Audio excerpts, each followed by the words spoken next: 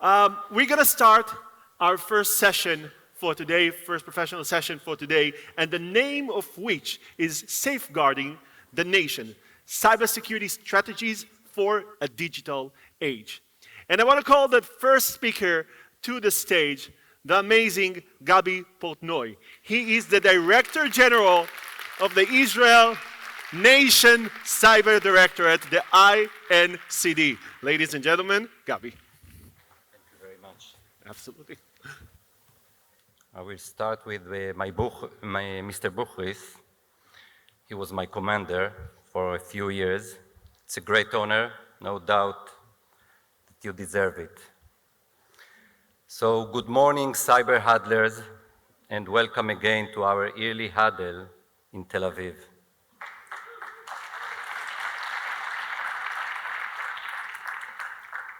I like our huddle, and I see it happening more and more as our huddlers group often meet and plans ahead. The last time was in Morocco, and before the UK, the US, the UAE, Singapore, Lithuania, and others. Every time we meet, it seems that we are making a progress. But at the same time, the challenges are getting more and more complicated. In this same hall, a few weeks ago, I had also the opportunity to listen to Sam Altman and Ilya Sutskever describing what I see as the ever-expanding borders of our security frontier. New worlds being discovered and ones are waiting to be, like a journey in space. When Ilya and Sam talked about AI, and you must say AI every 3 minutes, they described a vision of a better world and a better future, alongside the challenges ahead. Coming out of that meeting made me think about the future, a future of cyber challenges being pushed further with technologies like AI, IoT, crypto, blockchain, quantum, and a lot more. It made me feel like being on board of the Starship Enterprise on Star Trek. I wanted to come with the shirt, my people didn't let me. Like we are all on a journey to protect our nations, heading to explore strange new worlds, to seek out new lives and new civilizations, to boldly go where no man has gone before. I'm sure 50% of the audience don't know what I'm talking about, but the courage to do that, even if you are flying on a super ship, comes from being a part of a fleet. We meet challenges and deal with missions as a multidisciplinary team. Our strengths come from the knowledge, the best practices, the experience, and the means of the whole fleet. Our starship is pushing forward to another frontier. And in order to fly fast enough and far enough, we need to focus, be dedicated, and synchronize together. Let me tell you about a few journeys our starship is on to make this quest a success. First is our journey through the Cyberdome Stars cluster. Our experts are working together with sector leaders, security organizations, top-level multinational companies, and international partners to design and build and to expand our Cyberdome as a part of a national and multinational resilience effort. We are designing sectorial on-cloud SOCs with Google. We are building a portal to better communication with our government and private organization, where we receive cyber services, alerts, and information. The beauty is that we were inspired by the excellent British model for this. We are establishing a PDNS service for our critical infrastructure and organization. We are working with local and international experts to analyze cyber attacks and with our local cyber researchers to discover new vulnerabilities. We are creating a multi-layer cyber protection across organizations and cross countries. We are boldly going with them where no man has gone before. The second star cluster we head to is the cybercrime. It is not a very friendly part of our universe, of course, but imagine worlds where they don't pay ransom when attacked. It takes the sting out of the act. However, this takes a fleet to manage, and this is what we are doing together with the CRI countries, the Counter-Ransomware Initiative led by the White House.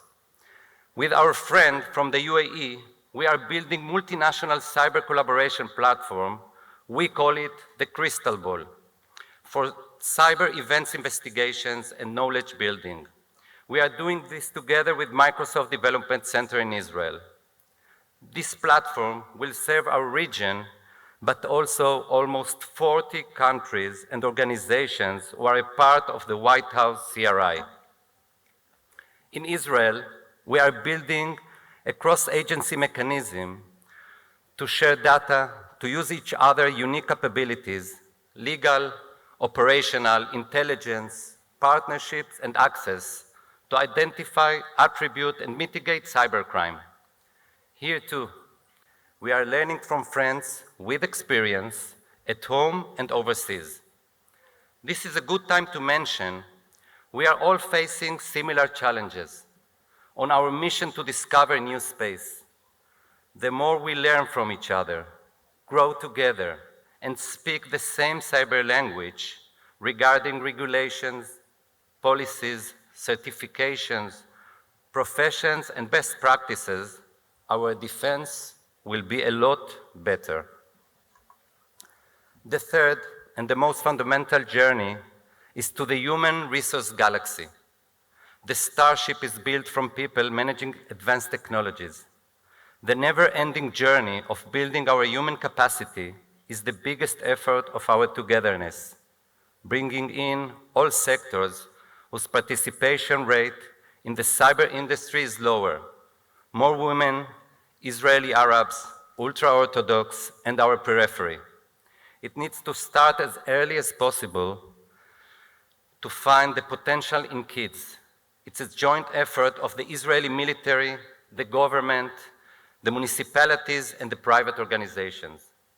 It runs through the mandatory military service in Israel, and it's based on the most advanced academic research centers in the world, and of course, our leading innovative cyber industry. We manage, across ministries' efforts, to build numerous training courses from primary schools to high schools, pre-military and post-military trainings, academic and professional schools, on-job training with the industry, and even junior position within the government, a never-ending mission. And as you know, we are Israel, so our journey doesn't always go as planned. There are a lot of enemies out there. In the past year, we have been working hard to develop our resilience and expand our capability to detect cyber attacks, raising our shields, placing more AI-powered sensors to expose malicious activities in the Israeli cyberspace, specifically Iranian activities. The Iranians are constantly challenging the Israeli cyberspace. Despite many Iranian attempts, our joint work with the security and the intelligence community, we call it the orchestra, enabled us to disrupt a vast majority of the attacks. One attack to note is the attack against our Technion, one of our leading universities. We can clearly say that we know exactly who were the attackers. The Iranian Ministry of Intelligence, Muddy Water Group, in collaboration with Darkbit, also under the same ministry. As you may know, Muddy Water is working not only against Israel. They are attacking UN organizations, civilian targets in many countries like Turkey, Saudi Arabia, Egypt, Morocco, India, Oman, Bahrain, Kuwait, and a lot more. The Israeli defense community knows the Iranian cyber activities inside out and is working to disrupt them in different ways. The people of the Iranian Ministry of Intelligence, people from the IRGC and Hezbollah who are involved in cyber operation against Israel knows, I think, very well what I'm talking about.